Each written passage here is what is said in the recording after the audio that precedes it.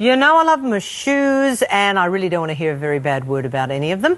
But I can reluctantly concede some stars. I bet if for your feet they're a bit more comfortable than others.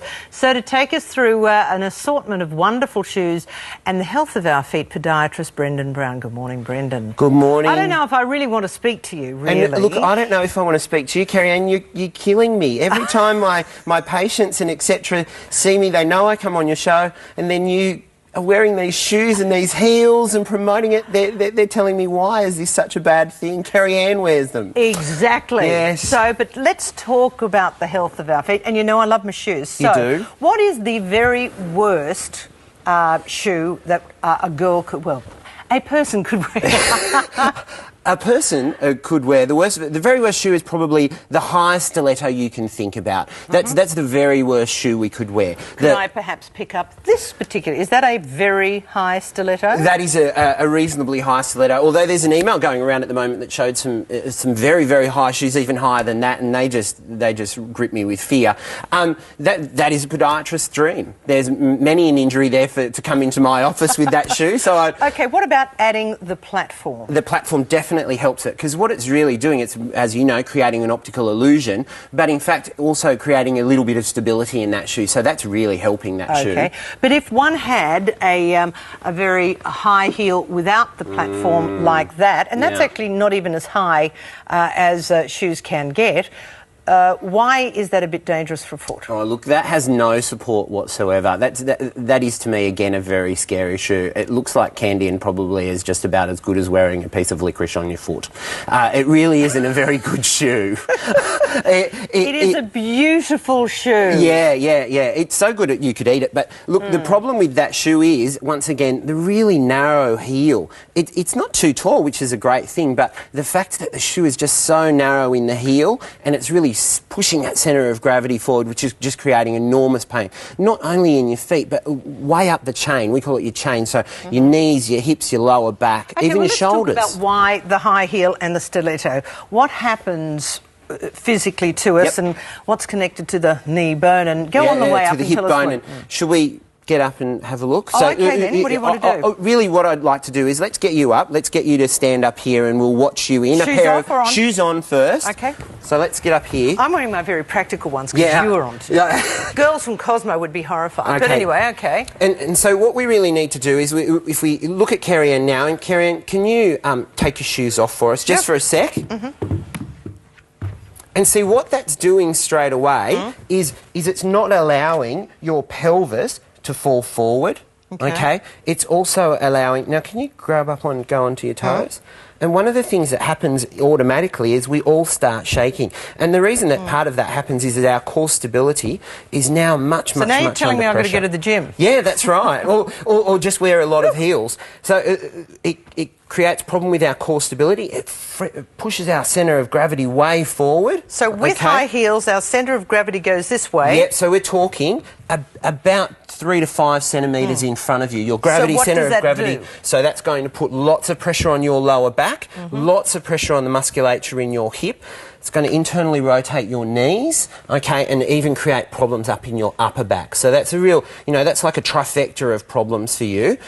That also comes to the problem, as you know, you will well and truly know, that now that you've worn so many shoes, for you to go into a flat shoe hurts. It hurts big time, because your muscles over years... I've seen a lot of flight attendants over the time, and the girls on those airlines are having to wear, as part of their uniform, high heels. So what they have to do is they totter onto the plane, and then they get home and go into those flat shoes, and instantly they have pain. So they've got pain up into their calf muscle, because the calf muscle, from spending so much time in a shoe like that, is in fact shortening. Okay, well, given the fact we're not going to stop wearing high heels... No, and we wouldn't ask that. No. So, if you are inclined to wear high heels, a lot of people, as you say, flight attendants, people working in shops, want, restaurants, restaurants, they want to wear a good heel, a reasonable heel. How can you then work on your muscles and your back and your knees and your hips to alleviate the health issues? Look, first of all, you should get yourself a bit of a stretching program. So you're right, almost go to the gym. Make sure you've got really good core stability, because that helps in wearing anything like that. Because that's going to help all of your postural muscles in even your lower back and your core. We need to make modifying the shoes that we wear, some stretching in the calf muscles, the hamstrings, and also a little bit of lower back stretching. And that's going to prepare us for wearing those shoes. If we're going to wear those shoes, we probably want to walk around making sure that we spend a bit of time in those shoes before we spend a big night in them. Okay, what about a heel like this? Because this is a really funky shoe, Sonia Reichel.